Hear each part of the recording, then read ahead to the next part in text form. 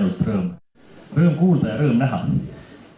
Nii nagu ma Suurenis olles rääkisin, et meil õnnestus saada projektiraha Rohelisest Jõemaast Suureni projekti puhul, siis, et me saaksime väärikate akadeemiat läbi viia, siis niisama hästi läks meil siin Võhma loengupäevadel, kui te teate, siis toimuvad üle kordadel, kas siis Suurenis või Võhmas, ja neid Võhma loengupäevi rahastab meil siis MTÜ Võrtsjärve ühendus, tegevuspiirkond samast meetmest, kust rahastas Roheline Jõemaa, see sotsiaalfondi meede, ja me saime sealt toetuseks 6029 eurot Võhma päevade läbiviimiseks. Aitäh toetajatele ja nii nagu meede ette näeb, seda peab täpselt ette lugema selle, kus meetmest me raha saime, mis projekti nimi on, kes rahastab ja kõik rahastajad oleksid rahul sellega.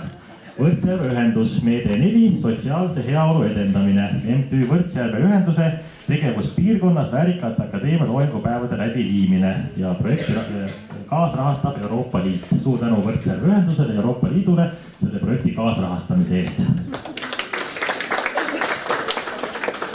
Ja nii nagu Suurenis, siis ka tänasest loengupäevast toimub otseülekanne internetis, kes kohale tulla ei saa tervislikel põhjustel või on raske liikuda, siis saavad vaadata otseülekannet internetist või siis ka järelvaatamise võimalus on, et kes ei saa sel hetkel olla arvuti taga ja vaadata, siis saab vaadata ka järgi internetist või kui teie tahate meelde tuletada, mida täna räägite, siis lähete koju, võtate YouTube'ist Väärikate Akadeemia lahti ja siis näete sealt neid nii varasemaid loengupäevi kui ka siis tänaseid loengupäevi. On küsitud, kas ka varasemaid loengupäevi, mis toimusid eelmisel aastal, kas neid ka saab järgi vaadata, kahjuks ei saa. Siis me veel ei salvestanud, ei olnud neid projekti rahasid, et kõike seda teha saaks, siis sellest aastast alates on võimalik siis salvestada, üle kanda ja siis järgi vaadata neid. Nii, aga läheme tänase loengupäeva juurde. Nagu ikka on meil 2 esinejat. Ja läheme esimese teema juurde. Veebruaris 3 aastat tagasi alustas Venemaa täiemahulist sõda Ukrainas. Kui see päev oli käes 24. veebruar, siis me tegelikult olime kõik ehmunud, üllatunud, nördinud, solvunud, sest me arvasime, et ei iial enam Euroopas pole võimalik, et sellisel barbaarsel viisil sõda peetakse. Täna on sellest kõigest saanud juba 3 aastat õudust ja iga päev see siiamaani jätkub. Alates sellest samast päevast ja ka tegelikult juba varem, kui esimesed sissetungid, rünnakud Venemaa poolt Ukrainale, mitte siis veel täiemahuline sõda, siis mitmed oma alaeksperdid valgustasid Eesti rahvast, mis seal tegelikult toimub, tõid selle kõik meile siia lähemale, kas siis sõnas või tekstis erinevates meediaväljaannetes. Ja üks mees, kes selle teemaga on tegelenud juba mitu aastat kahjuks, sellepärast et sõda on kestnud kahjuks päris liiga pikka aega meie arvates, on Rainer Saks. Ja mul on väga hea meel, et Rainer täna oli nõus tulema siia meie Väärikate Akadeemia ette esinema ja ma annangi sõna Rainerile, ütlen juba ette aitäh tulemast ja palun lava ja publik on sinu, aitäh Rainer. Aitäh, ma ei tea, kas te kuulete mind, väga meeldib, ma pole päris ammu Võhmas niimoodi käinud, et varem lapsepõllus olen käinud natukene, aga jah, viimastel aastatel pole see sattunud, et selle tõttu oli päris huvitav. Ja esimene asi, mis ma tahaks teile öelda, et olete praegu tõeline talvevärim, sest mina täna hommikul tõusin üles Tallinnas Munaste külje all, kus ma elan, oli 1 kraad külma. Et seal meri on lahti ja seni kui meri ei jäätu, siis nagu päris külmaks läheb arva. Aga tundub, et see aasta ei jäätu. Ja selles mõttes ongi Eestimaa on väike, aga niivõrd erinev on see, et siin on ikka päris talv ja lumi, mida mina ei ole ammu näinud enam seal Põhja-Eestis, siin Kesk-Eestis on. Aga jah, ma olen pärit Pärnust ja selle kandiga mul nagu väga tugevat sidet elu jooksul pole olnud. On väikene erand on see, et 2 aastat ma õppisin Tartu Ülikoolis ajaloolaseks ja arheoloogiat. Siis, et nõukogude ajal ei tahtnud väga nagu seda päris suurt ajalugu õppida nii sügavalt ja siis arheoloogia oli kõige vähem poliitiline, siis ma käisin siin Tääksis arheoloogilistel kaevamistel natuke, nagu keegi mäletab seal Olustvere lähedal. Et seal oli päris põnev, kaevati üks esimesi keskaegseid külakalmistuid, mida kaevati, et muidu neid oli vähe uuritud ja see nagu aitas kaasa, aga mul oli huvi siis sellist keskaegset, ma kirjutasin oma siis lõputöö keskaegset kabelite kohta ja siis see Suure Jaani ristikabel on siis üks nendest, mis on nagu Eestis nagu paremini teada nagu sellest ajast.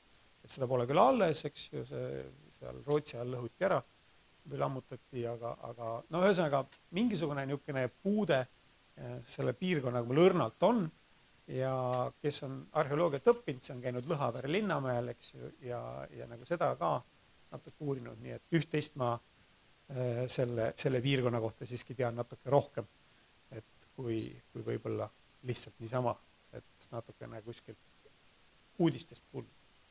Aga ma õppisin ajalugu ja siis 90-ndatel ma töötasin Pärnus Sütevaka humanitaargümnaasiumis, olin ajaloo, kunstiajaloo õpetaja ja siis 99. aastal kutsus toonane välisminister Toomas Hendrik Ilves kutsus mind oma nõunikuks ja sealt peale algas minu siis nagu riigiametniku karjäär ja siis edasi ma läksin tööle juba siis peaministri juurde, kus ma siis töötasin 4-5 aastat, peaaegu 5 aastat siis koordinatsioonidirektorina, kes siis tegeleb nagu selliste valitsuse julgeoleku küsimuste nii-öelda tehnilise korraldamise ja nõustamisega ja siis edasi ma töötasin presidendi kantseleis ja siis välisluures ja siis viimane tööots oli uuesti välisministeeriumis.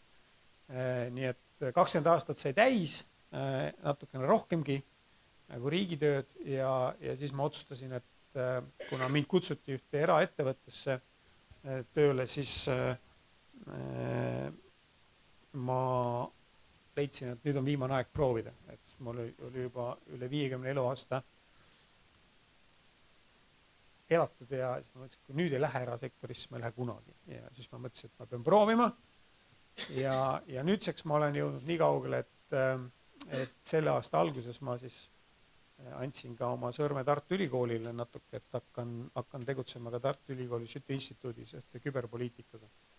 Ja eraettevõtlus ma tegelesin ka küberjulgeoleku teemadega. Meil oli üks firma, kes siis Eesti ettevõte, kes siis arendab küberjulgeoleku tehnoloogiaid ja see oli ka päris huvitav töö, aga kuna enamus kliente olid teised riigid, teiste riikide asutused, siis mina muidugi ei ole insener, vaid siis mina pidin otsima neid kliente ja hoolitsema kliendi suhetest. Aga see on ka väga huvitav kogemus ja tegelikult, mis on suur vahe riigitööga on see, et esimene, ma mäletan väga hästi, kui ma olin läinud sinna erafirmasse tööle, saanud omale uue arvuti, seal e-maili aadressi, kõik muud asjad. Korraga mitte ühtegi e-maili ei tule. Mitte midagi toimub. Ja muidu ma olin saanud niimoodi, ärge nüüd seda võtke niimoodi hooplemisena, aga see on reaalsus, et kui ma töötad riigiametis, sa saad mingi 200-300 e-maili päevas. Sa võid ise arvata, et ei suuda elu sees nendele vastata ega nendele reageerida, et sa pead tegema seal mingid valikuid ja väga palju neist ei ole olulised. Aga nüüd korraga mitte midagi. Tõesti harjumatu olukorda, et siis ma sain aru, et tegelikult elu on ikka see, et kui sa ise midagi ei tee, siis mitte midagi ei juhtu. Tuleb hakata hoopis teistmoodi elama ja pingutama. Aga riigitööl ma tegelesin väga palju Ukrainaga. Ja see juhtus kohe kuidagi niimoodi, et kui ma läksin välisministeeriumisse tööle, siis Toomas Hendrik Ilves, nagu te teate, ei ole Eestis üles kasvanud, on siis pagulasperes sündinud Rootsis ja pärast Ameerikas üles kasvanud. Ta ei osanud vene keelt, kuigi ta tegelikult selles mõttes midagi saab aru küll. Nii palju ta on nüüd Eestis elanud, et ta midagi on ka omandanud ja jagab Venemaast väga hästi, aga siis ma aitasin nende venekeelsete teemadega natukene rohkem ja see Ukraina oli üks nendest, mis tol ajal Toomas Hendrik Ilvesele pakkus väga palju huvi ja tema väga hea sõber oli seal välisminister ka samal ajal, kui Toomas oli siis siin välisminister. Ja see oli üks esimesi visiite, kus ma siis nagu ministri delegatsioonis osalesin, me läksime siis Kiievisse ja see oli esimene kordist, kui Toomas Hendrik Ilves läks Ukrainasse. Ka mina olin Ukrainas käinud varem nõukogude ajal valdavalt seal puhkamas vanematega ja siis sellest algas nagu selline Ukraina teemaga tegelemine kõikide muude asjade kõrval. Ja nüüd jõuamegi sinna, et miks see Ukraina meie jaoks oluline on. Ja siis ma toon tavaliselt selle näite, et saaksite aru, et mismoodi Eesti poliitiline liit 90-ndatel või 80-ndatel lõpus mõtles, enamus teist võib-olla mäletab ka, meil oli, eks see kõik te mäletate, vabandust, ma see on nagu viisakas väljend äkki, et keegi on kuskilt maha. Aga kõik te mäletate, oli meil rahvarinne, eks ju. Ja mida see rahvarinne tähendas ja mida tehti. Ja siis oli ka Ukrainas, võib-olla seda nüüd mõni võib-olla mäletab, oli ka rahvarinne, mida kutsuti üks nimega nagu RUH oli selle nimetus, mis oli ka toonase Ukraina ülemnõukogu juures ja oli ka neil olemas oma esindus seal ja siis seda koostööd arendati juba siis 89. aastast laiemalt peale. Ja siin on nagu nüüd väikene vahe küll, eks, et Eestis iseseisvust taastati, Ukrainas nagu seda iseseisvust taastamist nagu ei olnud, kuigi neil lühikest aega oli oma riik, oli seal 1918 aastal ka, aga no ma ei tahaks minna praegu väga pikalt Ukraina ajalukku, see on väga mitmetahuline ja mitmekülgne. Aga ühesõnaga Ukrainas nagu tekkis nagu uus riik, meil taastati riik, see ei tähenda ikkagi, et meil polnud head suhted ja suhted Ukraina ja Eesti vahel arenesid 90. aastatel väga kiiresti, erakordse kiirusega. Ja siin on üks huvitav fakt nüüd, mida ma tahan teile tuua selle Ukraina tähtsuse jaoks, nagu illustreerimaks seda, miks ta meie jaoks on nii tähtis.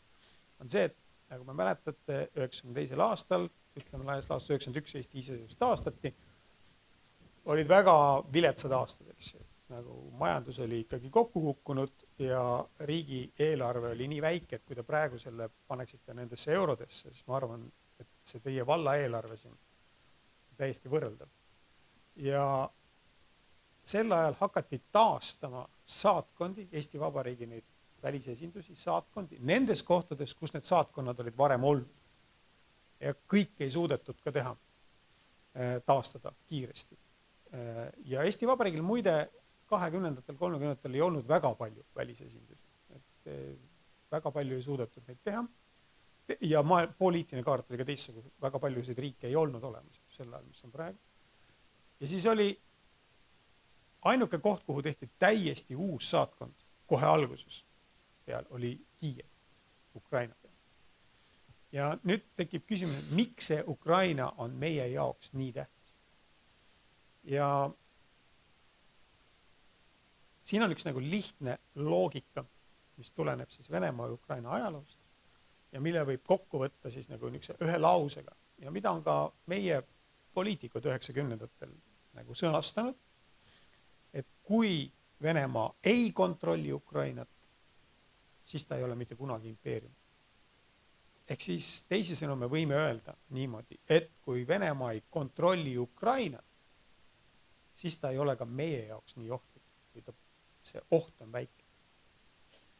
Ja siin on nagu terve rida põhjusi, aga võime panna selle asja siis, paneme siis ka nagu sellisesse vaatesse. Et kui te vaatate praegu, siis Venemaa president ja Venemaa nüüd juhtiv eliit siis nagu laiemalt üritavad mängida välja siis sellist nagu suurt vastasseisu USA-ga.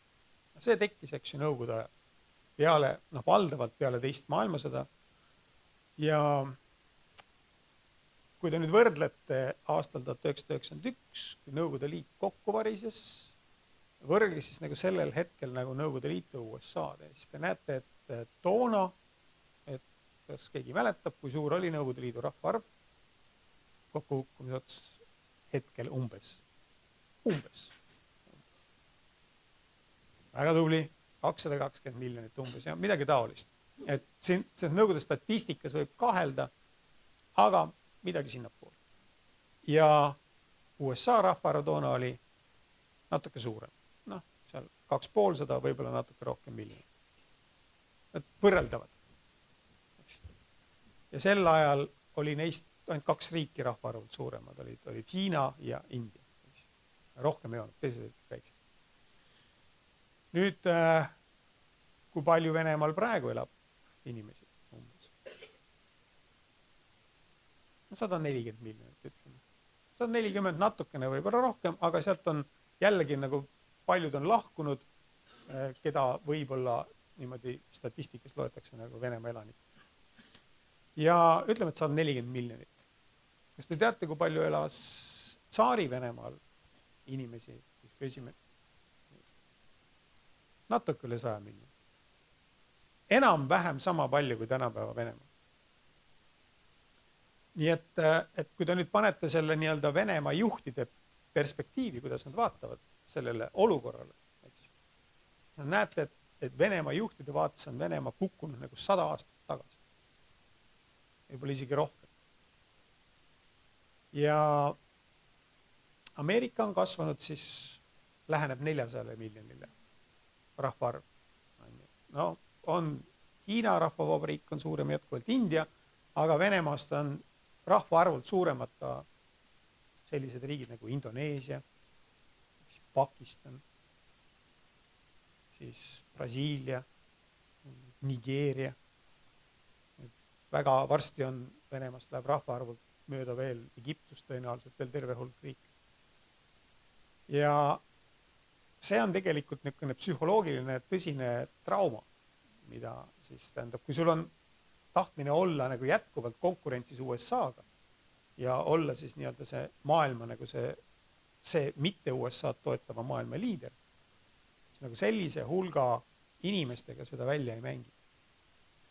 Ja Venemaal iive on minu arust madalam kui Eestis. Ma võin eksida, ma nii täpselt ei ole. No Venemaa statistika ei ole ka päris usaldusväärne, kuigi nad võrreldes Nõukogude ajaga nad avaldavad väga palju statistikat ja riiklikku statistikat. Ja see riiklik statistikaamet iseenesest nagu on võimekas. Ta ei ole nagu selles mõttes mingisugune niisugune naljategemise asutus, vaid täitsa tõsiselt võetav asutus, aga teinekord see statistika on poliitiliselt nagu seal korrigeeritud, mitte võib-olla ka siis avaldatakse ja avaldatud, ei ole nagu päris üksüheselt usaldatav. Aga iive peaks olema madalam kui Eestis ja no räägitakse küll siin igasuguseid müüte, et seal on nagu Kesk-Aasia inimesi on hästi palju ja nii edasi ja tegelikult see ei vasta päris tõele. Neid on ainult suuremates linnades ajutiselt tööl valdavalt, aga mingit suurt sisserännet sealt Kesk-Aasiast ei ole tulnud. See polegi lihtsalt suurt rahvaarvu, nagu kust saaks tulla niisugused 10 miljonid. Et kõige suurem riik on Usbekistan, 30 miljonit, eks ju, kui te vaatate natuke vähem kui 30 miljonit, teised on niisugune 5 kuni 10 Kasahstan on 17 miljonit. Sealt ei saa tulla suuri horde miljonilisi sisseränne. Et hooajatöölised jah, et nad annavad tihtipeale ka mingisugustes Moskva, Piiteri, mõne teise linna osades tooni, aga selles plaanis, et nagu iivele ja kõigele see nagu väga palju ei mõju. Et kuigi jah, Venemaa lõunaosas, nendes Kaukaasias ja mõnedes teistes islami rahvastes on see iive tunduvalt kõrgem kui venelaste hulgas, aga nende osakaal Venemaa rahvaarvus on nii väike, et see on väga palju seda suurt pilti mõjuta ja lõppude lõpuks vene rahvusest inimeste osakaal Venemaal on ikkagi üle 80%. Et nende nii-öelda teiste rahvuste igasuguste osakaal on väga väike tegelikult, kui nüüd võrreldes. Venemaa võrreldes Nõukogude ajaga on väga homogeenne. Nõukogude ajal oli vene rahvusest inimeste osakaal ikkagi natuke napilt üle 50%. See on ka üks põhjus, miks Nõukogude Liit ei pidanud nagu selle majanduslikule languse survele vastu. Ja nüüd Venemaa presidendi mõtteviis on siis nagu selline, et kui ta eitab seda, et Venemaa ja Valgevene rahvas on nagu, vabandust, et Ukraina ja Valgevene rahvas on tegelikult olemas, et need on tegelikult venelased. Tema mõttekäik on siis see, et see osa Ukrainast ja Valgevenest, mis väga pikka aega ei olnud Vene impeeriumi koosseisus ja oli siis kas Poola-Leedu riigis või seal osaliselt seal Austrias või Austria riigi koosseisus või Rumeenia, mis iganes ajaperioodil kuskil, siis et need on siis nii-öelda lääne poolt nagu ära rikutud vene inimesed, aga tegelikult eitab siis nagu, et Ukraina või Valgevene rahvus eraldi eksisteeriksid ja et peab neid siis nagu venelasteks ja pange nüüd see mingi 50-60 miljonit otsa, et siis see kiusatus ongi nüüd nagu selles, et kui need alad liita Venemaaga, siis nagu Venemaa rahvaarv tõuseb uuesti sinna 200 miljoni kanti ja tegelikult uskuge mind, see on kaks olulist asja. Ärge uskuge, et need maavarad on olulised või mida räägitakse. Maavarad on lisandväärtus. Tähtis on inimesed, rahvaarv ja territoorium. Ja miks see territoorium on tähtis ja meie vaates just on see territoorium ka väga oluline. Et territoorium tähendab seda, et Venemaa saab endale niisuguse positsiooni, et ta saab pretendeerida siis nagu oma mõju suurendamisele Euroopas otse. Tähendab siis just nimelt sinna Austria, Saksamaa suunal. Praegu on Ukraina kelle ütleme, ulatus idast läände üle 1000 kilomeetri, on seal tohutu puhvertsoon vahel. Ja kogu psühholoogilises plaanis on see väga niisugune huvitav areng, kuigi see viib väga traagilise tulemuseni, aga näiteks kui ma oma riigiametniku karjääri jooksul või töö jooksul seal suhtlesin alates juba 90. lõpus seal Ukraina ametnikega, suhtlesin ka Venemaa ametnikega aeg-ajalt, siis nagu selles mõttes see, mida nad rääkisid, oli veel 2000-ndate keskel oli päris nagu selline, et nad ütleme, et ukrainlased ütlevad, et me siin ei ole Venemaa, eks ju, me siin tahame oma asja ajada, aga ega me Venemaaga oleme ikkagi väga lähedased, ütlevad. Me siin nagu, nad ei nimeta päris nagu vennad, aga me oleme väga lähedased. Ja siis Venemaa poolel midagi taolist umbes ka, et Ukraina ikkagi meile väga lähedane, mis tähtis, mõlemal poolel räägiti, kuulge, et sõda on nüüd küll välistab. Et seda ei tule mitte kunagi.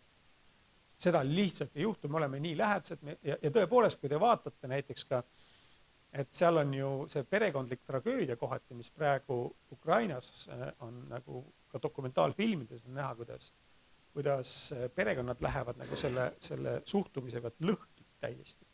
Et mul oli enda onu perekond osaliselt elas, oli Venemaale rännanud eestlased, aga siis liiksid Ukrainasse ja siis nagu jäidki osa perekonda jäi siis nagu sinna. Nüüd nad on muutunud ukrainlasteks juba, Eesti juured on nagu 4 põlvkonna jooksul kaotanud, või ütleme, nad suhtlevad, aga nad ei ole enam nagu niisugused eestikeelsed suhted.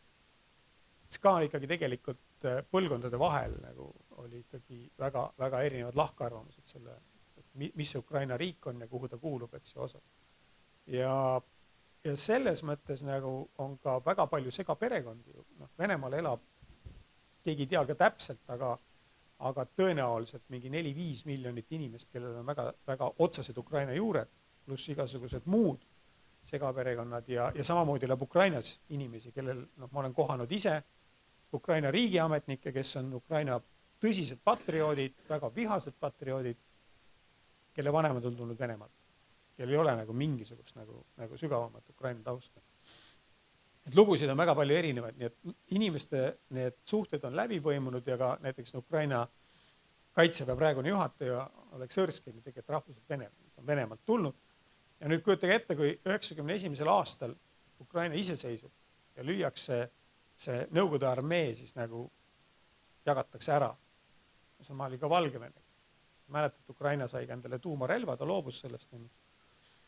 Ja mis te arvate, mille põhjal ohvitserid toona tegid otsuse, et kumma armee teenistusse nad jäävad, Ukraina armee teenistusse või lähevad siis Venemaale tagasi? Või Venemaalt oli natuke nagu Ukrainasse tagasi? Mis see põhjus võis olla? Mille põhjal nad otsustasid toona aastal 91? Palk oli tõenäoliselt sel hetkel veel üsna sarnane, aga korter oli see. Kus teil kuhugi minna ei olnud? Sõjaväelasele anti ju korter. Need olid tohutud kortermajad. Te olete Tallinnas võib-olla ka neid näinud, oli terve piirkond Tartusse, mida kutsuti Hiina linnaks. Et kui ei olnud kuhugi minna, astusid Ukraina armee teenistusse, elasid oma korteris edasi ja paljud tegid oma valiku hoopis niisugustest põhimõttest, mitte üldse nagu selle järgi, et see on nüüd nagu kuidagi väga suur nagu põhimõtteline otsus, nagu maailmavaateline küsimus. Seda oli palju vähem. Ja selle tõttu see areng ongi olnud nagu selle sõja suunas on väga imelik pealt näha. Aga siin on oma sügav loogika. Ja selles mõttes jällegi, ütleme, Venemaa juhid arvavad, et see on välise sekkumise tulemus, et see on läänest sekkumise tulemus, mis on nii-öelda siis mingi osa ukrainlasi kallutanud nagu sinna loobuma siis sidemetest Venemaaga, nagu nemad seda aru saavad. Ja päris vale see alati ka ei ole, sest mingisugust koostööd lääne riigid on ju Ukrainaga algusest peale teinud. Aga ikkagi see on Ukraina rahva enda otsus ja see paitub ikkagi sügavalt selles fenomenis, mis teeb ühest rahvast rahvuse ja sellest Venemaal aru ei saada. Ja see on selle sõja põhjus. Lihtsalt ühelt poolt on väga traagiliselt valesti tõlgendatud seda, mis seal toimub. Ja 3 vale otsust langevad kokku, et üks on siis see, et Ukraina pole rahvus, tegelikult on. Teine on see, et umbes, et Ukraina inimesed on siis tegelikult täis soovi ühineda Venemaaga ja mis on vale. Ja 3, mis on kõige traagilisem siin juures ja mida peab Eesti puhul ka alati silmas pidama, on see, et Venemaa juhid ja mitte üldse ainult Venemaa president, vaid juhid laiemalt olid veendunud, et Ukrainas ei hakata vastu, kui Venemaa tungib sisse. Ma ei tea, miks nad nii arvasid, sellepärast, et 2014 alates juba sõda käis ja seal oli näha, et Ukraina inimesed võitlevad, aga ikkagi kuidagi oli see arvamus. Ja seal on näiteks, kui te vaatate, seal Venemaa juhtkonnas on inimesi, kellel on väga niisugune paks Ukraina taust, kas või see Olga Matvienko, kes on praegu võib-olla Venemaa tippešelonis seal number 3, 4-5 inimene olnud, ta on ise pärit füüsiliselt Ukrainast, tuleb Poltava kandist ja kuskilt. Väga paljudel on väga tihe side Ukrainaga ja nad ikkagi ei saa aru. Ja see on tegelikult alati üks asi, mida tuleb meelde jätta, et kui sa oled valmis oma iseseisvusest võitlema või oma vabadusest, siis üks asi on see, et kas sa oled valmis, aga kui teine pool ei saa aru, et sa valmis oled, siis see võib tuua kaasa väga, väga hullud tagajärjed. Ja Ukraina puhul ma arvan ka, et kui Venemaa president oleks teadnud, milliseks see kujuneb, siis ta ei oleks seda niimoodi vähemalt teinud. Ja see on nüüd nagu see hind, mida siis ukrainlased peavad maksma selle eest, et nad võib-olla mingid otsused tegid liiga hilja ja oleks pidanud varem tegema natukene paremaid ja õigemaid otsuseid, umbes nii nagu Eestis tehti. Ja Eesti muide, see toetus Ukrainale, ma võin tulla ka niisuguse näite, et kui me astusime Euroopa Liitu, siis me pidime loobuma näiteks Ukrainaga vabakaubandusest, viisavabadusest, tervest reast asjadest, mis meil olid olemas. Aga need asjad ei ole võrreldavad. Selles mõttes, et Ukrainaga tihe koostöö on jätkunud poliitilisel tasandil ja tõenäoliselt läheb ka edasi. Kuna ma ei tea väga täpselt, mis teid konkreetselt huvitab, siis ma annaks teile võimaluse küsida konkreetsemaid küsimusi kohe. Aga ma tahaks ühe teema nagu pikemalt lahti rääkida veel 5-10 minutit või natuke rohkem. Et ma ei tahaks süda ümber jutustada, sellepärast, et 3 aastat saab kohe täis ja see on tegelikult olnud läbikukkumine ju suures plaanis kõigi jaoks, kes selles sõjas osalevad. Nii Venemaa jaoks on see katastroofiline tõenäoliselt läbikukkumine, Ukraina jaoks on see väga kurvade tagajärgedega ebaõnnestumine sõja eelsel perioodil, aga Ukrainal ei ole valikut. See on tuleb aru saada, ukrainlased peavad võitlema. Nad teavad seda väga hästi ja minu väidan seda, et nad ei lõpeta. Et siin võib Euroopa oma toetuse lõpetada, võib Ameerika oma lõpetada oma toetuse, ukrainlased võitlevad ikka edasi. Nad lihtsalt on sellised, nad võitlevad ja neil ei ole kuhugi taganeda. Aga see on ka läbikukkumine Euroopa ja teiste jaoks, et ei ole suudetud Ukrainat nagu toetada niimoodi piisavalt. Minu arvates need võimalused on olemas, et see sõda oleks nagu võinud juba siiski ka ära lõppeda. Ja selleks on ka tegelikult võimalusi olemas olnud. Me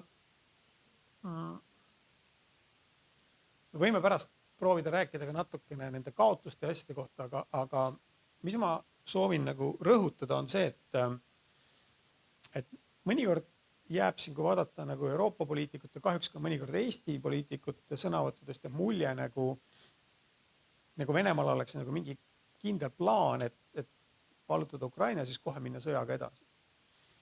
Ja ma tahaks nagu rõhutada, et Venemaal nüüd nagu sellist plaani küll ei ole.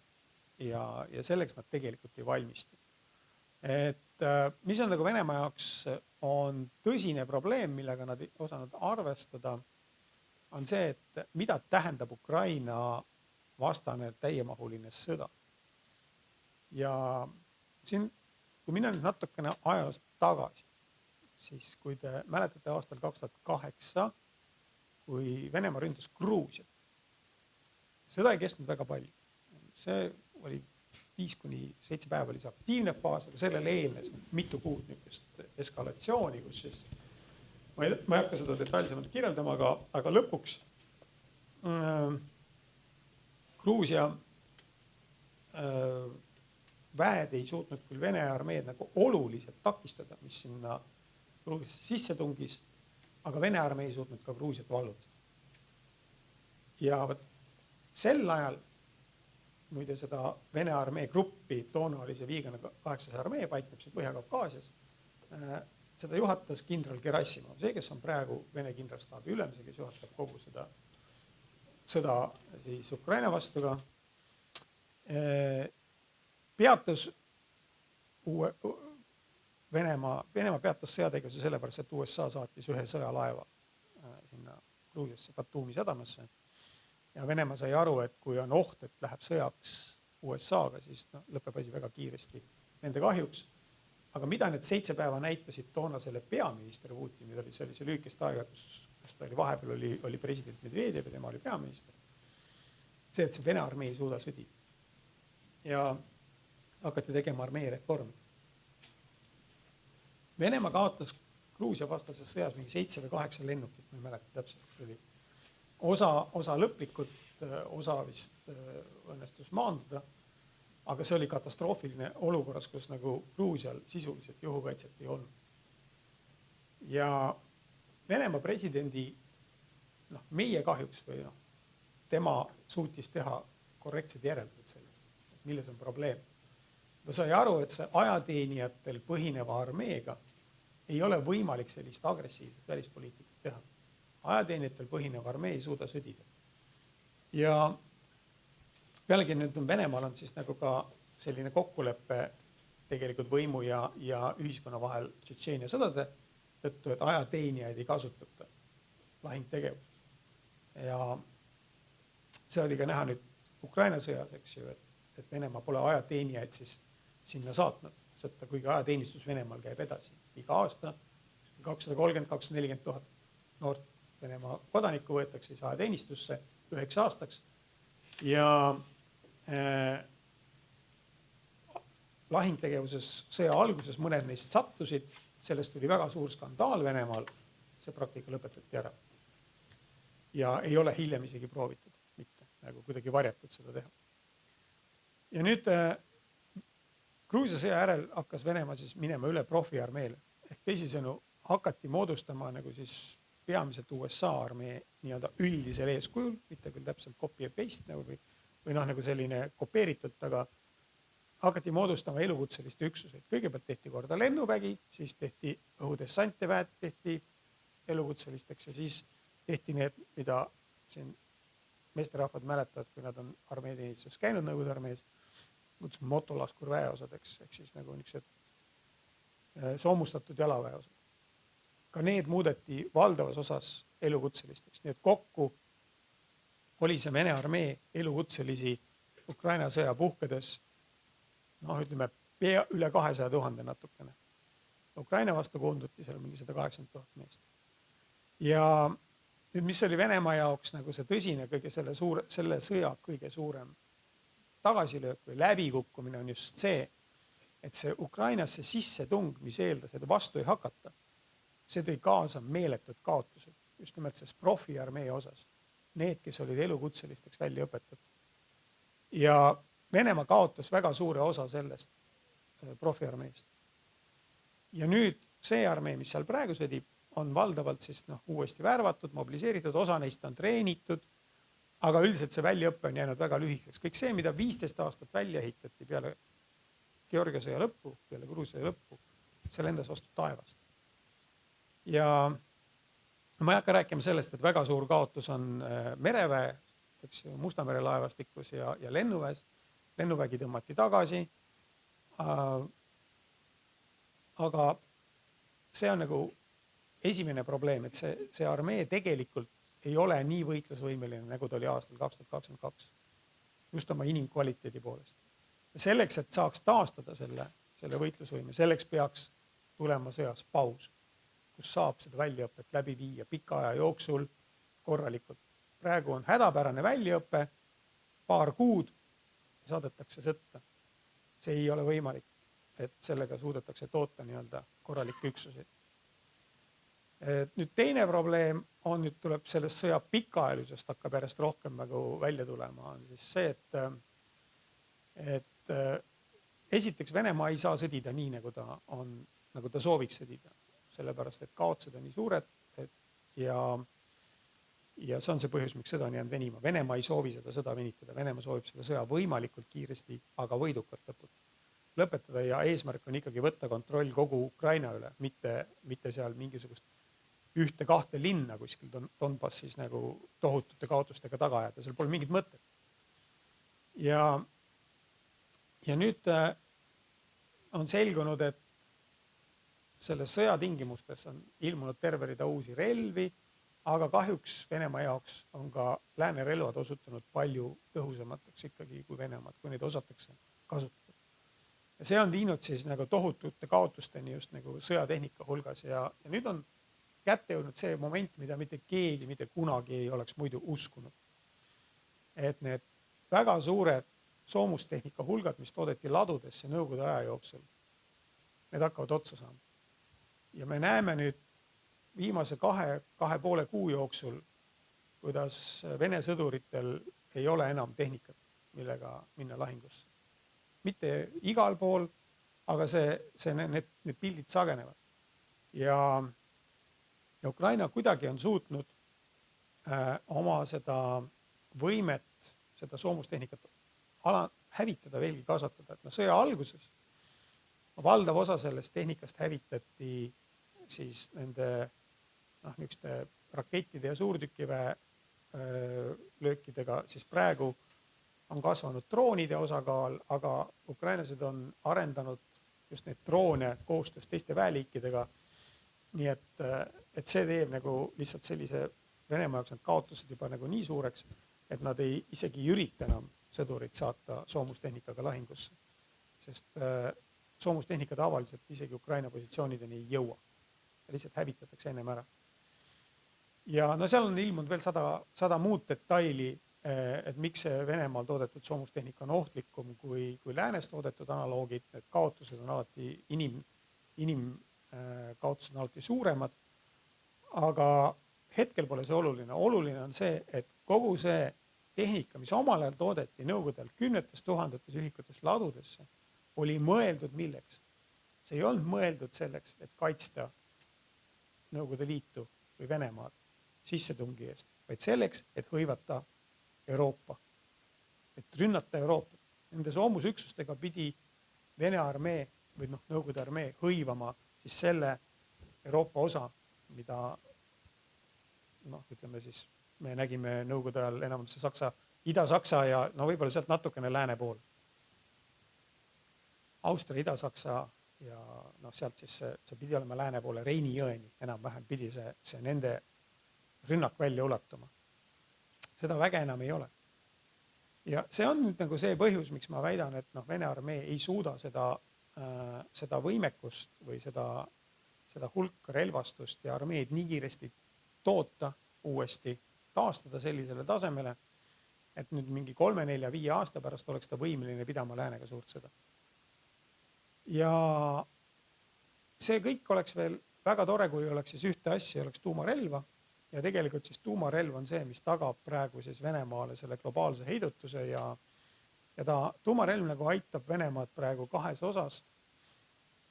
On siis see, et ta on ikkagi kahandanud lääneriikide soovi toetada Ukrainat, kuna kardetakse, et võib tekkida sõjaline konflikt Venemaa ja lääne vahel. Ja siis teine element, siis ta tasakaalustab siis ka, kuna Venemaa tuumarelv on väga suur, ta on võrreldav kogu selliselt USA kasutuses oleva tuumarelvaga. Ta siis tasakaalustab ka tegelikult nagu USA globaalseid nagu ambitsioone ja annab Venemaale siis sellise kaalu nagu rahvusvahelistes suhetes, mida ta muidu majanduslikult nagu välja ei kannaks. Ja see on nüüd nagu see probleem, mida niimoodi jagada või ei saa. Aga nüüd kuidagi nagu lõpetada nagu lihtsalt Ukraina sõja kaudu ei saa. Ukrainas Venemaa tuumarelva ei kasuta, sest Ukrainal ei ole tuumarelva ja tuumarelv oma iseloomult on kaitserelv, ta ei ole ründerelv.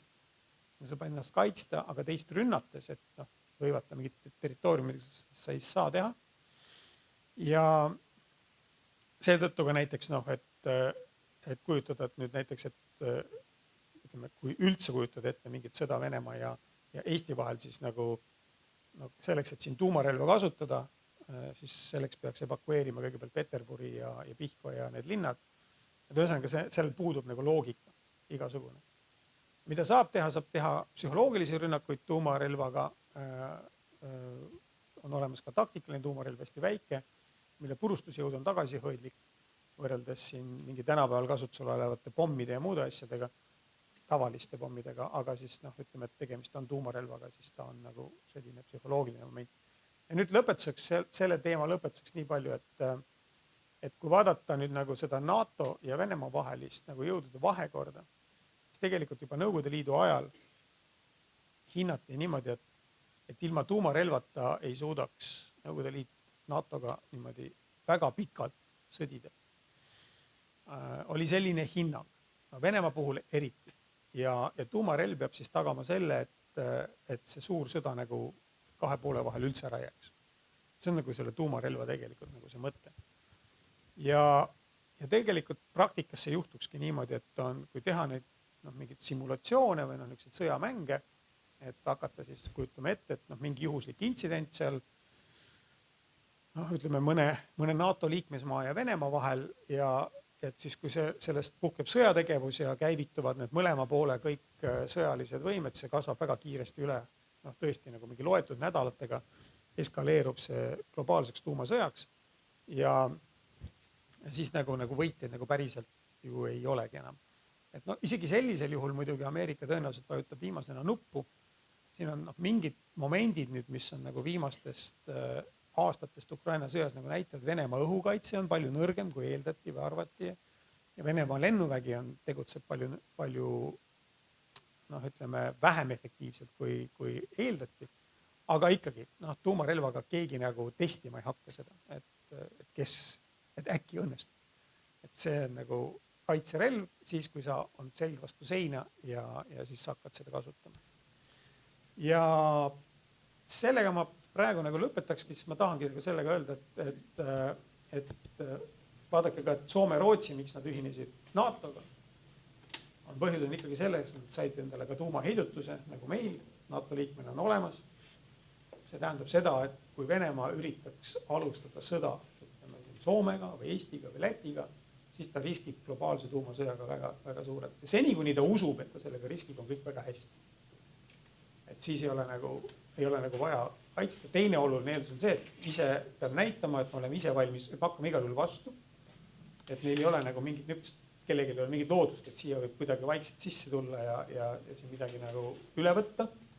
Igal juhul hakatakse vastu ja et see vastuhakk on igal juhul tõsine ja selleks tuleb siis Eesti kaitsevägi korralikult üles ehitada ja seda tuleb muidugi näidata meie läänepartneritele. Et teisel ärge arvake, et me siin vastu jääb. Et see on see, miks Ukrainaga ju alguses on toetust lääneriikidelt arvati, et Ukraina nagu nii vastu jääb, täpselt samamoodi nagu Venemaa. Vot nii, sellega ma nüüd lõpetan ja teil on nüüd võimalus esitada neid küsimusi, muidu ma siin patran ja võib-olla ma ei räägi sellest, mis teid huvitab. Ma toon mikrofoni ka, kuna ülekanne on siis, oota üks hetk. Ole hea, oota, ma toon mikrofoni ka, et siis kes ülekannet vaatavad, siis kuulevad ka küsimust, muidu ei saa vastusest aru. Muud küsimust pole, et minu meelest kogu selle Ukraina sõjal lugu on praegu selles Trumpis ju. Ei ole päris. Veel ei ole, aga ainuke, kes seda lõpetada saab. Ma saan aru, mida te mõtlete, ma ei vaidle te vastu. Trump ei saa seda lõpetada, kui sõjas osalevad osapooled seda ei taha. Et selles mõttes ikkagi Ukraina saatus on ukrainaste kätes ja Venemaa saatus tegelikult on venelaste kätes. Ja kui nad ise nagu ma ütlesin, Ukrainal pole valikut. Et kui näiteks Donald Trump võtab, kas ta võtab USA toetuse ära Ukrainalt, ma ei oska teile vastata, sellepärast, et ta on rääkinud täpselt mõlemas võtmes, ta on öelnud, et ta võtab seda vähemaks, aga ta on öelnud ka, et ta ei võta vähemaks. Et see mulle, ütlen ausalt, see ei meeldi, kui niimoodi räägitakse, aga see on minu probleem. Aga ma ikkagi arvan, et Donald Trump teeb väga tõsise katse ja ta praegu sellega ilmselgelt tegeleb, et see sõda kuidagi peatada. Aga kas see tal õnnestub või õnnestub? Mina seda ei julge väita, et õnnestub. Ja seda me näeme, et see on asi, niisugune protsess, mis kui ta üldse liikuma hakkab, seal on nii palju erinevaid osapooli, kes kogu aeg teevad mingeid otsuseid. et siin ei ole võimalik niimoodi ühte sirget joont tõmmata, et nüüd täpselt nii läheb. Ja ka Donald Trump võib mitu korda ümber mõelda ja ümber hinnata selle olukorra. Ja siin tegelikult peaks vaatama üldse nagu suuremat pilti, et on olemas veel, no mina ei ole seda väga ka salanud. Ma arvan, et USA president Biden kukkus täielikult läbi oma selle viimase ametiaja jooksul, et kõik need sõjad, ja eskalatsioonid, mis on puhkenud, on suuresti sellepärast, et kõik on arvanud, et USA on nõrk, mis ei ole ka päris vale, kui Afganistanist lahkutakse nii, nagu see näeb ikka välja põgenemine. Et siis ju täpselt ju selline tunne väga paljudel tekib. Aga väga palju sõltub ka sellest, kuidas läheb Iraani ja Iisraeli teema korraldamine, kogu selle Lähis-Ida protsessi korraldamine. Ja need on mõnes mõttes ühe protsessi osad ja teistpidi neid saab käsitleda eraldi. Pigem nad ikka toimivad nagu lõpuks koos. Nii et Venemaa vähemalt üritab ju koos neid asju välja mängida USA vastu. Nii et väga keeruline öelda, et see kõik on ainult Trumpi kätes. Sõltub ikka näiteks ka väga palju, mida Iisrael teeb. Ja seda me oleme näinud ka korduvalt, et Iisrael ei ole USA-d täielikult kontrollitud. Biden oleks ammu surunud neile peale täieliku vaherahu. Iisrael ütles, et ei sobi. Kuni siis nüüd nagu jõuti sinna maale lõpuks. Nii, siin Aivar küsib järgmise. Aivar, minu nimi. Teretus. Et natukene sellises psühholoogiasse ja tulevikumuusikasse minnes. Teatavasti meie idanaaber on sellise iseloomuga, et vahet pole, kui ka viimane mees kukub oma mehe poolt maha lastuna kuul selga, siis meedias on vaja see nii-öelda võiduks pöörata.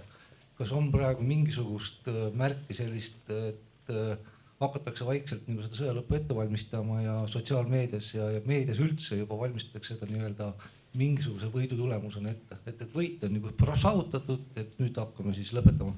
Jah, teil on väga õige selline käsitlus minu hinnangul.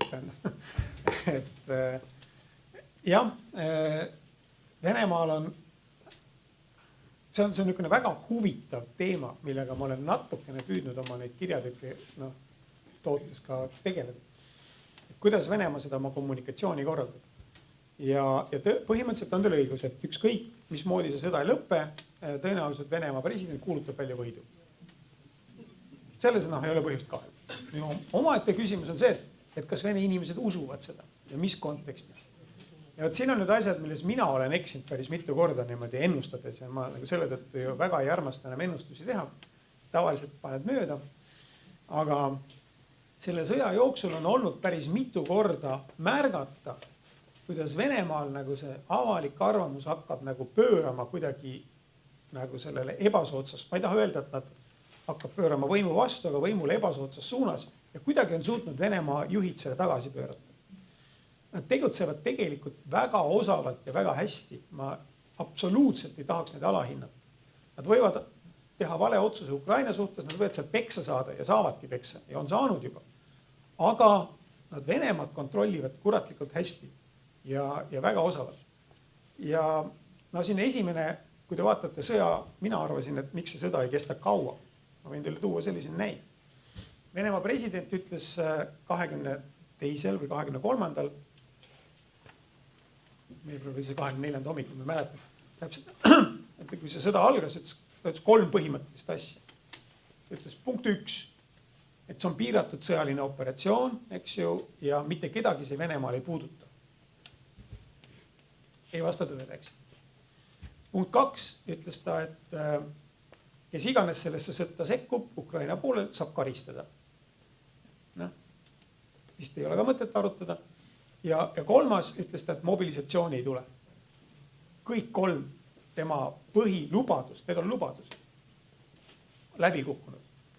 Ja Venemaa president on üldiselt nagu käitunud aastast 2000, kui ta nagu sisuliselt nagu ametisse sai, käitunud niimoodi, et ta lubab otsesõnu väga vähe. Aga kui ta midagi lubab konkreetselt, siis ta seda peab alati, siis ta peab oma sõna. Ja nii ma arvasin ka, et kui ta ütleb, et mobilisatsiooni ei tule, siis ma arvasin, et mobilisatsiooni ei tule. Ja ja siis hakkad vaatama, kuidas nagu seda areneb, eks ju, seal juba aprillis saadakse Kiievi all peksa, põgenevad, taanduvad, eks ju, siis tuleb sügisel, tuleb see septembris see katastroof seal Arhkovi juures, kus tegelikult terve mitu diviisi jagu vägesid löödi puruks ja jätsid tehnika maha ja tohutult palju vange. Ja lõunas taganemine ja see on nagu vaatad, et loed kokku, palju neid sõdurid on, nende hulk kahaneb, kaotsed kasvab, et mobilisatsiooni ei tule, ajateenijad, sõjaseisukorda ei saa välja kuulutada, siis ei saa tegelikult ka mobilisatsiooni teha, nad selle seaduse muutsid ära, nüüd saab, ennem ei saanud. Ja nagu vaatad, et läbi aasta lõpuks otsas, pole millegagi sõdida. Ja ometigi muutis ära ja kui te mäletate, näiteks tema tervis oli sel ajal väga halb. Ta ei rääkinud üldse sõjast, ta oli peidus kuskil punkrites, see läks juba nagu sellise, sa tajud ära, et Venemaal läheb see naeruväärseks, tähendab seal Vene sotsiaalmeedias, hakatakse selle üle irvitama ja siis tuleb veel see Prigožini mäss. Ja tõesti oli nagu selline tunne, et see asi nüüd nagu enam väga pikalt nagu see ei kesta, aga näete, tuli trammi alt välja ja pööras selle nagu selliseks hoopis nagu teise suunda. Nii et praegu Venemaa president kindlasti kontrollib avalikku meediat, inforuumi Venemaal palju paremini kui 23. aasta kevadel, ütleme. Selleks ajaks esimene aasta oli täielik ebaõnnestumine Vene armeel. Nüüd on seis nagu selles plaanis parem, kuigi selle probleem on selles, et nad ei ole suutnud uusi territooriume nagu vallutada. See, mis nad on võtnud, see on nii väike, see tegelikult isegi suurema staabiga kaardi peal ei muuda nagu seda rindejoont oluliselt. Ja teine, mis on suur läbikukkumine, on see Ukraina sissetulnud Kurskisse, mis ikkagi paneb nagu selle süsteemi, Vene poliitilise süsteemi nagu võime nagu kahtluse all. Ja selles mõttes, et väljakutsed on väga suured, aga sellega ma olen nõus, jah, et miks ma olen kohe algusest peale väitnud, et mina ei näe siin seda protsessi, et Venemaa laguneks või ma ei taju seda, et kuskil oleks väljakutse esitatud. Ja teine asi, mis mind tõesti paneb natukene imestama, on see, et Venemaa inimeste toetus nagu sellele sõjale, kuigi neid sotsioloogilisi küsitlusi ei saa nagu praegu väga usaldada Venemaal. Aga ikkagi on nagu säilinud, et ta on ikka õige vähe kukkunud. Ta ei ole väga palju kukkunud, on seal ikka üle 60% natukene. Ja seal on mingid omad sotsiaalpsühholoogilised fenomeenid, aga ma ei taha sellesse praegu minna. Aga see üleolekutunne teiste rahvaste suhtes on nagu kahetsusväärselt palju levinud, eriti just nagu ütleme, mitte kõige jõukama Venemaa elanikkonna hulgas, et just provintsides ja nii edasi. Ja selles võtmes nagu nüüd ma ei julge nagu ennustada, mis nagu edasi saab. Nüüd ma olen märganud viimase kuu jooksul, kuu-pooleteist jooksul on uuesti ilmunud nagu mingisugused nagu sellised momendid, kus on hakanud uuesti Venemaa sõdurid end rohkem vangi andma. Vahepeal oli see väga väike. On hakatud uuesti irvitama või ilkuma ja vinguma oma nagu selle riigijuhtkonna üle, kuna neil napib igasugust materjali selleks, et sõjas osaleda, sõjatehnikat kõik. Aga see ei tähenda, et see nii jääb. Mingi niisuguse trend oli vahepeal ka. Et kui läks rindel halvasti, siis tuleb nagu selline vingumine ja praegu tundub, et nagu sõdurid vähemalt rindel tajuvad, et ei lähe hästi. Et see vingumine on hakanud uuesti kasvama. Kui tõsiselt võiks võtta infosõda siis meie maal siin? Jürgen Ligi on nimetanud siin mõningaid inimesi niimoodi Vene agentideks. Mina ei, mul on niisugune komme, ma olen nagu nõukogude ajal üles kasvanud inimesena või nagu mulle õudselt ei meeldi see sildistamine, et kellegile tullakse ja kleevitakse ja kõrvad silt külge öeldakse, et sa oled see. Et see ei meeldi ja ma nagu ei poolda seda. Aga kes ei ole tõestatud, ei peaks olema nagu sildistatud. Et võiks olla nagu selline põhimõte, et me ei halvusta teist inimest lihtsalt tema nii-öelda, kui ta ise muidugi räägib, mõned räägivad sama juttu enam-vähem, mis Venemaa kommunikatsioon räägib, aga et siin on nagu võimatu öelda, et nad on sellepärast nagu kuidagi Venemaa käepikendus. On igasugused inimesi, et selle tõttu mina nagu ei näe, et see nüüd oleks nagu kõige suurem probleem Eesti jaoks. Et Eesti jaoks on ikkagi kõige suurem probleem see, kui nagu ei suudeta seda NATO-t hoida tõhusana ja toimivana, nagu ise ei suudeta oma riiki hoida tõhusana ja toimivana. Et Eesti jaoks nagu ainuke võimalus läbi kukkuda, ütleme niimoodi, kui te küsite, kas on võimalik teha stsenaarium, et Eestis läheb Venemaa mõju alla? Jaa, muidugi. Kõiki stsenaariume võib teha. Mitte ükski stsenaarium ei ole mitte kunagi välistatud, nagu me näeme, et enamus sõdasid puhkebki sellest, et hinnatakse olukorda valesti. Aga kõige lihtsam stsenaarium, mida võib ette kujutada, on see, et kui Eesti riik ei toimi enam riigina, et valitsus ei toimi enam valitsusena, see riiklik haldus kukub kokku, siin tekib mingi poliitiline nii sügav kriis, et kõik ütleb, et valitsust nagu peaaegu ei ole, pikem aja vältel, siis tekib selline võimuvaakum ja siis keegi hakkab seda vaakumit millegiga täitma. Ja niimoodi see käib.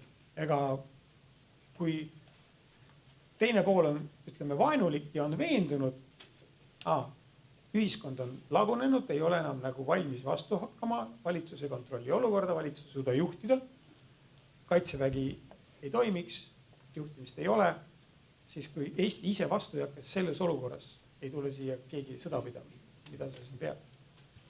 Et see ongi see kõige tõenäolisem stsenaarium, et kuidas võib oma riiklusest ilma jääda.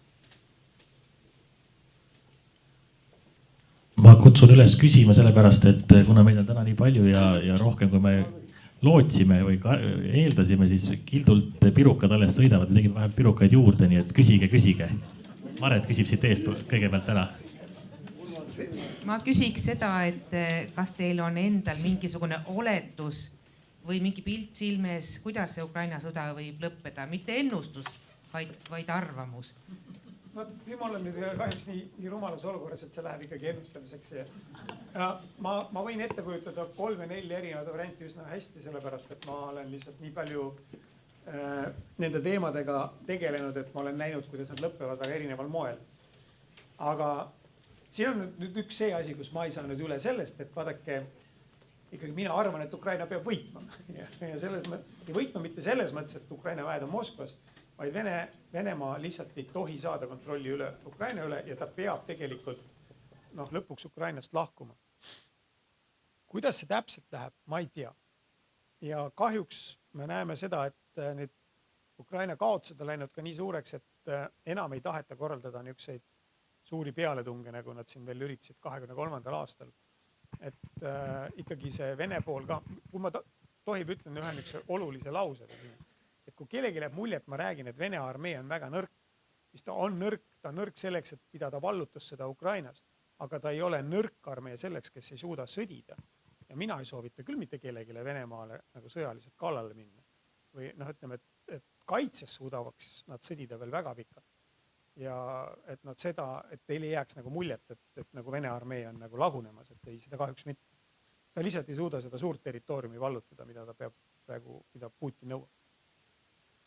Minu küsimus oli selline, et lähme nüüd Eesti juurde ja Eesti julgeoleku juurde. Ja julgeolek seisneb meie sõjalises tugevuses, aga peale selle on veel tsiviilkaitse, on meie varustatus toiduga, on varustatus medikamentidega. Kuidas need olukorrad meil on lahendatud ja kas need on piisavalt lahendatud?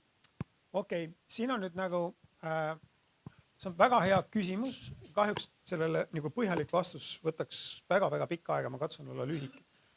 Ma võin teile tuua sellise näite, et totaalkaitse kontseptsioon Euroopas oli välja arendatud 3 riigis, nagu see totaalkaitse, iseseisev kaitse kõige vastu, sõdida isolatsioonis. 3 riigis välja arendatud, mida võiks öelda peaaegu täiuslikult, olid Soome, Rootsi ja Šveits.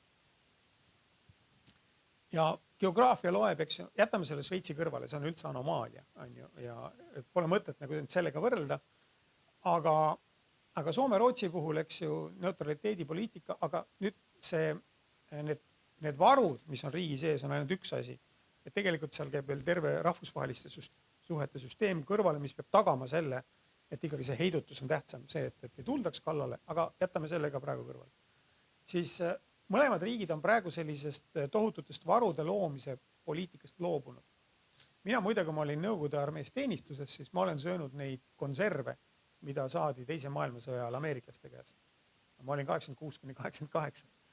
Nad polnud ikka veel ära söödud. Ja liha, nagu te teate, Nõukogude armees nägi vähem kui siin Eestis näeb päikest.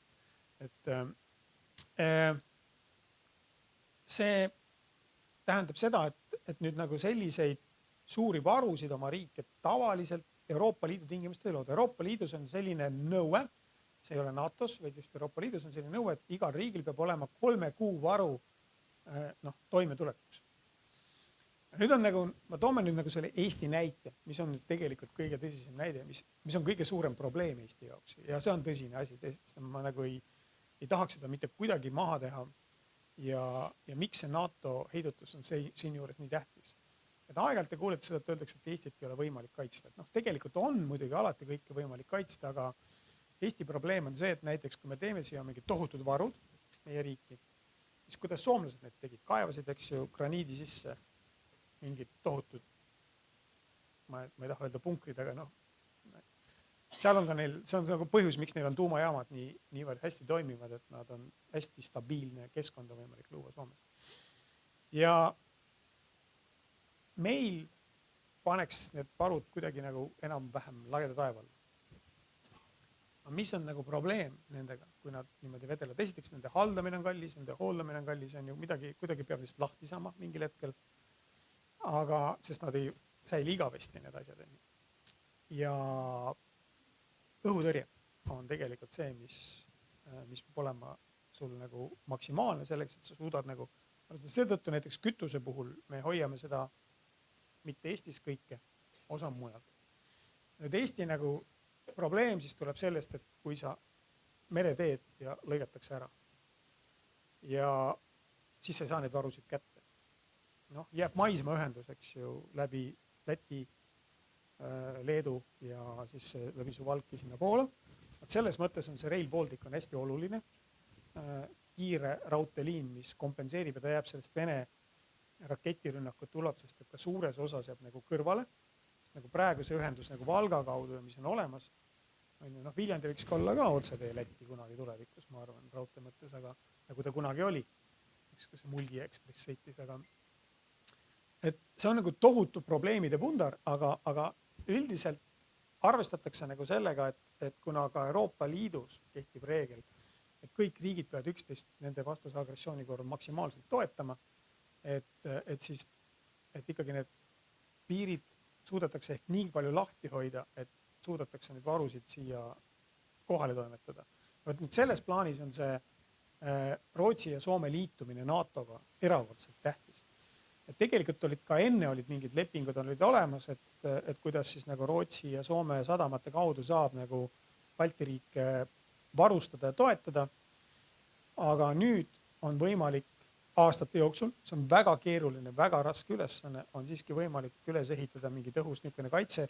Et miks Venemaa jaoks on, kui panna see asi teistpidi, on nüüd nagu see tõsine katastroof, et Soome ja Rootsi liitusid juba NATO-ga, on integreerunud, on see, et Balti mere laevastik on peaaegu, ütleme niimoodi, nurka surutud. Põhibaas on Kaliningradis, teine on Peterburis. Peterburi on suletav hästi kergesti, aga Kaliningradi puhul ongi see, mida nüüd, kui te vaatate ka praegu seda desünkroniseerimist, mis toimub, siis tegelikult see on nagu Venemaa jaoks on see palju suurem väljakutse kui meie jaoks. Ta peab seda Kaliningradi üleval hoidma. See on veel väiksem üks saar. Ja Venemaale väga meeldib, et me desünkroniseerime sellepärast, et kui oleks olnud mingi suur sõda, siis Kaliningrad oleks täiesti pimedaks tehtud. Et nüüd on tal mingid alternatiivsed võimalused.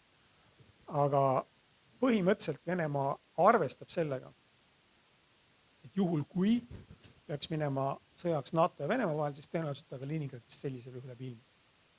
Ja see on nagu see üks asi, mis hoiab teda tagasi. Ja see on teine põhjus, miks Valgevenet ei lasta niimoodi käest ära libiseda nagu Ukrainat. Et kui Valgevene oleks Venemaa suhtes samamoodi vaenulik nagu Ukraina, siis oleks katastroof. Ja need ongi nüüd nagu need elemendid, mis tegelikult muudavad seda olukorda Balti mere regioonis nagu palju paremaks meie suhtes, kui nad olid varem. Nii et see varude, eriti medikamentide puhul on tõepoolest nagu kui ei oleks seda Suwałki ühendust, siis ma ütleks teile ausalt, et ma oleks nagu natukene murelik selle koha peal.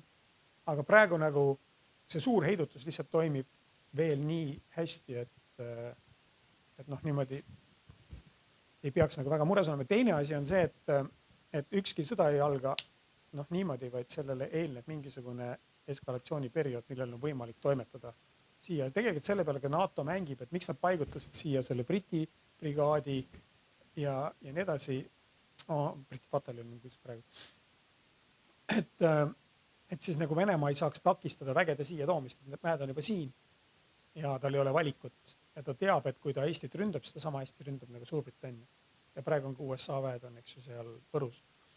Et ühesõnaga, nad ei suuda mitte kuidagi seda alustada niimoodi, et see ei puudutaks Ameerikat, Ühendkuningriiki, Prantsusmaad otseselt. Et noh, see on nagu praegu see mehhanism, mis peab tagama selle heidutuse ja kui see eskalatsioon peaks ka toimuma, et see on piisavalt aega, et siis saab neid varusid nagu samal ajal Eestisse tuua. Et vähemalt üks, mis on kindel, et nüüd nagu sõjaplaan on see, et Eestit igal juhul kaitstaks, mitte ei hakata kuidagi teistmoodi seda asja lahendama. Ma küsin ka NATO kohta, et ma arvan, et kõik oleme siin nõus, et lisaks selle, et me ise peame tublid olema, siis meie kõige suurem julgeoleku garantii ongi NATO. Ja NATO peasekretär siin mõnda aega tagasi ütles ju Euroopa Liidu riigijuhtidele ja ka NATO riigijuhtidele, et kui me nüüd täna ei tegutse, siis 3-4 aasta pärast peaksime võtma vene keele kursusi. Et kui tugev täna NATO tegelikult on peale Ameerika, ma mõtlen, et nüüd pärast Trumpi väljaütlemist on ka Eesti siin kavatseb suurendada oma julgeoleku minevaid vahendeid. Et kui tugev tegelikult NATO on, et sellele vastu seista, mis seal piiridega toimub? No, nagu ma ütlesin, et põhjus, miks Soome ja Rootsi ühinesid NATO-ga on tuumaheidutus, mida saab NATO-s, mida muidu ei saa. Vähemalt kui sa aus riik oled, et siis ei saa. Eestis ei ole mingit võimalust luua tuumarelva. Isegi siis, kui see tuleb tuumaelektrijaam, kunagi võib olla, ma ei tea. See on niisugune näide, eks ju. Aga Rootsis, Soomes on tuumaelektrijaamad olemas. Ja sellegi poolest tuumarelva luua neil ei ole mingisugust reaalset võimalust. Ja vähemalt kui sa suudadki luua paar tuumapommi, ega see ei hoia tagasi. On vaja luua ikkagi tõsist süsteemi. NATO heidutus põhineb USA tuumaheidutusel ja USA vägede suurel üleolekul kõikidest teistest armeedest, et see jääb vähemalt 40-50 aastaks. Ja NATO heidutus püsib selle, et kõik usuvad seda. Seni, kuni seda usutakse, seni ta toimib, siis kui enam ei usuta, siis on läbi, siis on kõik. Siis ei ole sellega midagi teha.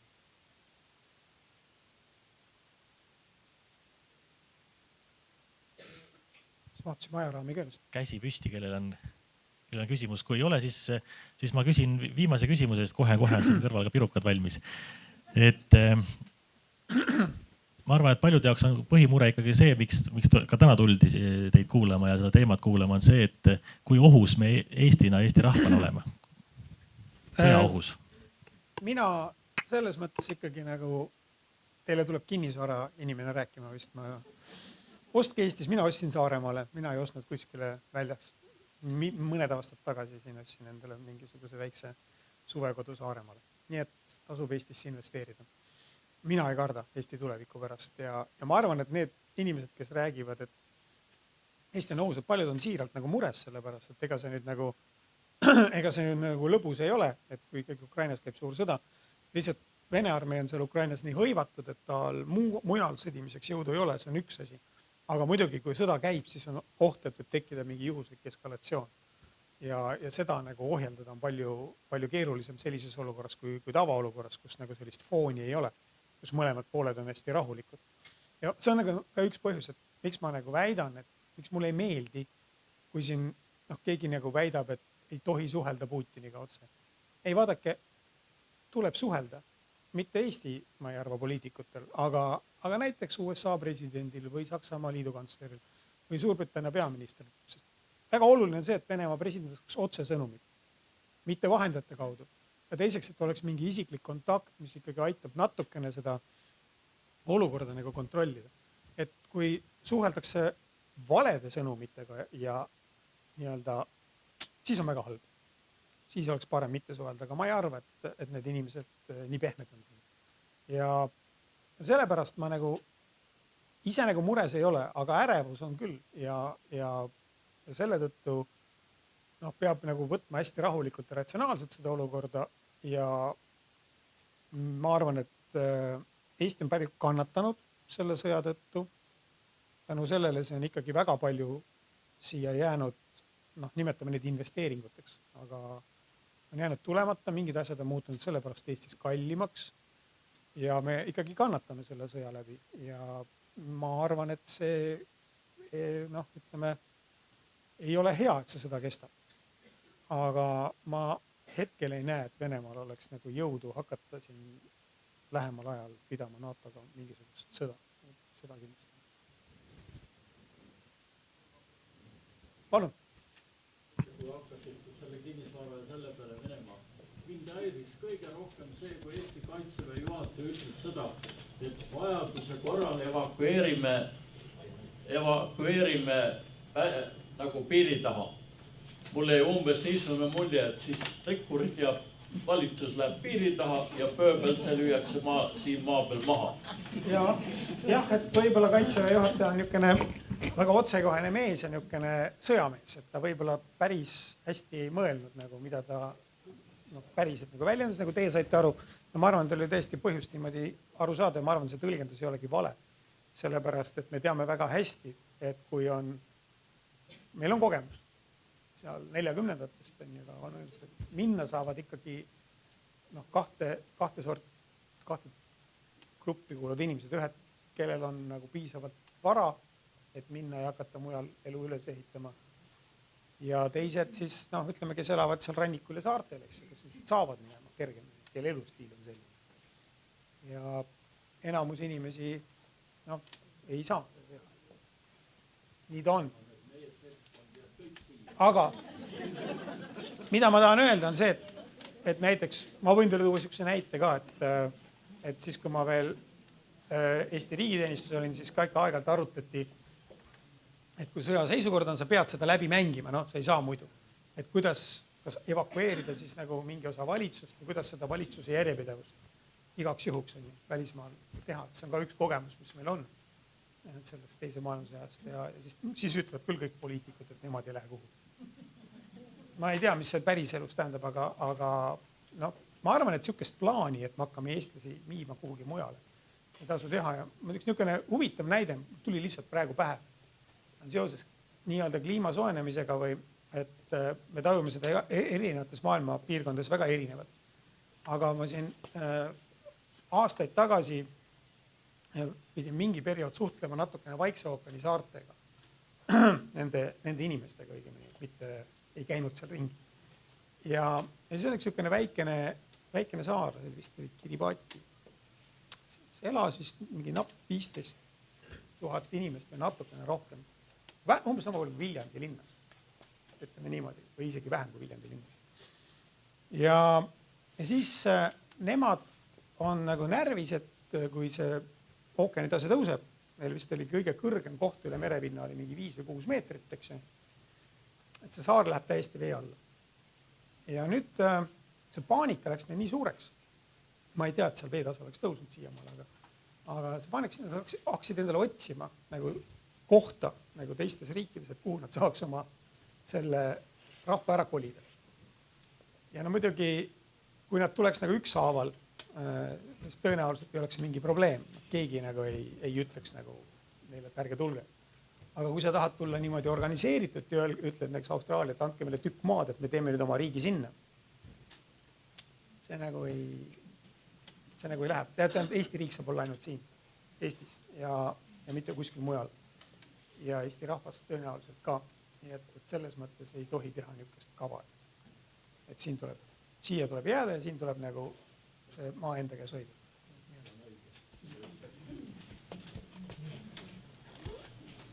Suur tänu tänasele esimesele esinejale. Aitäh, Rainer Saks, selle huvitava ja tegelikult mõnes mõttes ka rahustava sõnumi eest, et peame olema muretsema, mis toimub, aga ei tohi olla hüsteerias sellest sõjahirmust. Et aitäh selle rahustava sõnumi eest. Aitäh. Kõik head teile.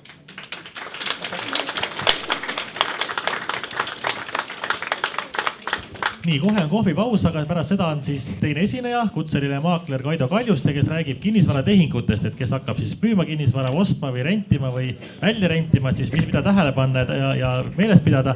Aga enne veel ma teen reklaami juba ka järgmisele ehk siis märtsikuu loengupäevale. Meil on esinejad teada ja siis vist lõpetada sättimist seal, et siis saame hakata kohvi võtma, aga märtsikuus Suure Jaanis esinevad siis, esimene esineja on koolitaja ja tegelikult ka muusika, laulja ja laulukirjutaja Inga Lunge, kes räägib motivatsioonist, kuidas iga päeva elus säilitada motivatsiooni. Ja teine esineja on Mercedes Merimaa, kes on taimetark ja kes räägib sellest, et kuidas kasutada looduses olevaid taimi terviseprofülaktikas. Et 2 huvitavat teemat on Inga Lunge ja Mercedes Merimaa. Ja etteruttavalt võime öelda juba ka, et mõned kokkulepped on juba maikuusse, näiteks maikuuses on kokkulepe meil Marju Lauristini, kes tuleb meil esinema. Et võib ka huvitav teema olla ja ilmselt ka maikuus on siis ka Kadri Simson tuleb meil esinema, nii et 2 huvitavat esinemist siis maikuusse. Nii, aga nüüd siis kohvipausile. Aga minge siis rahulikult, et kuna see sinna järjekorda ei tekiks. Nii, väike paus siis.